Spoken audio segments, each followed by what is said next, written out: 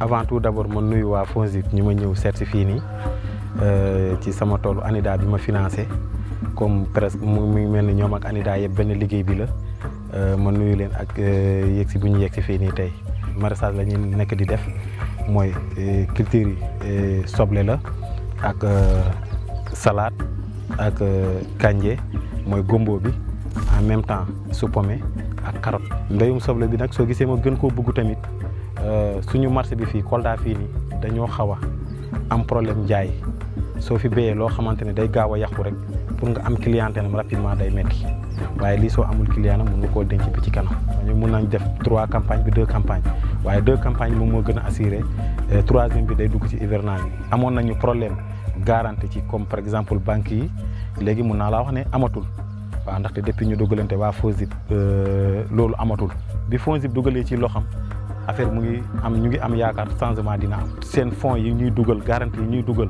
ci biir ANIDA di jàppale ndaw yi loolu jàppale la surtout ANIDA ak FONGIP ni ñuy jàppalee ndaw yi ku ci góorgóorlu moom di nga ci mën a gis sa bopp jërëjëf FONGIP.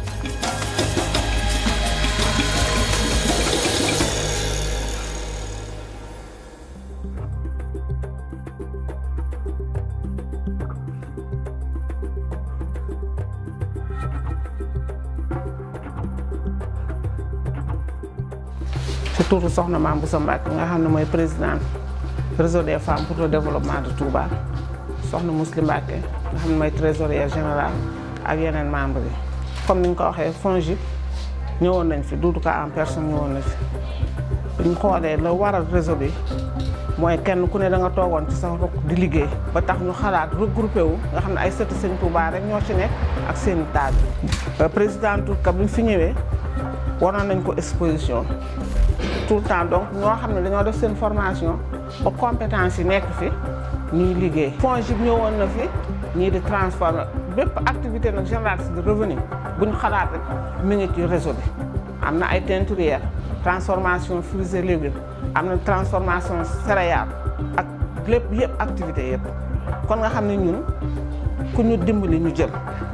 mais tooguñu les bras croisés li nga xam ne nii état loolu la bëgg ñeneen bëgg mooy autonomisation de la femme loolu la ñu wut pour jigéen mën a dem ak boppam am xam-xam ba pare am ay moyens yoo xam ne ni da nga koy doxal.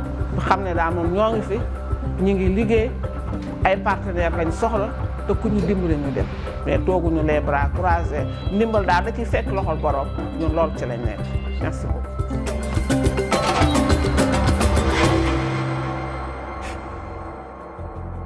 Je représente la société Les Agro-Industries du Nord, basée à Ross Béthio et spécialisée dans la transformation de riz. Et nous avons été accompagnés par une institution financière de la place, ainsi que le FONGIP qui nous a soulagés par rapport aux garanties à hauteur de 50%, extensif jusqu'à 70%. Le montant global pour l'acquisition de la rizerie est de 150 millions de francs CFA.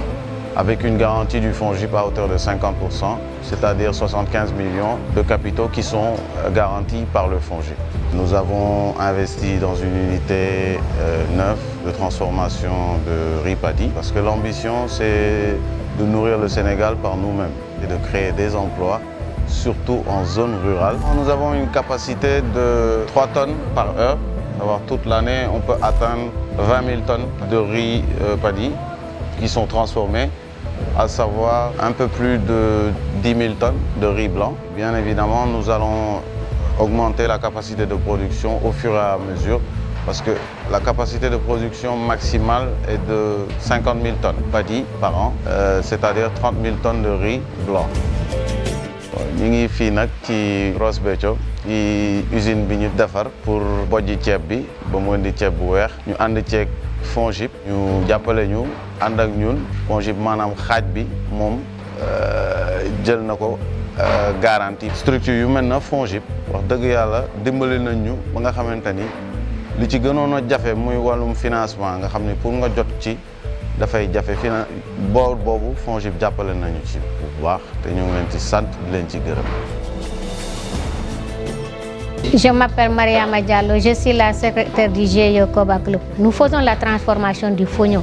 Nous faisons la transformation de brusure de maïs, beurre de karité, farine enrichie. Nous faisons des jus de fruits comme le mad, des sirops, bissap, gingembre et tout dans le GIE. FONGIP sont nos partenaires puisqu'on a été financé par FONGIP et ça nous a beaucoup aidé. FONGIP nous a donné 4 millions.